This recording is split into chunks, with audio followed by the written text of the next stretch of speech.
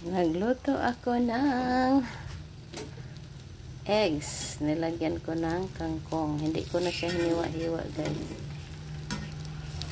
Kasi nagmamadali ako. Kasi yung aking baby, ayun, naghintay na.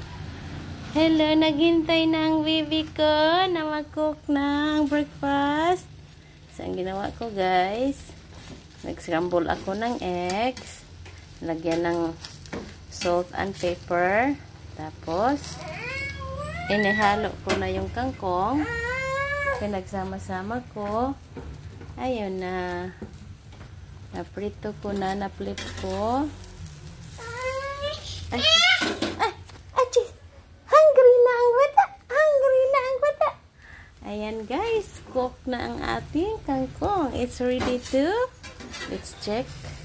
Let's check. Ayan, luto na nga. Let's check. Flip natin isa pa. Let's eat, guys. Put off the fire. Ang ating kangkong with eggs.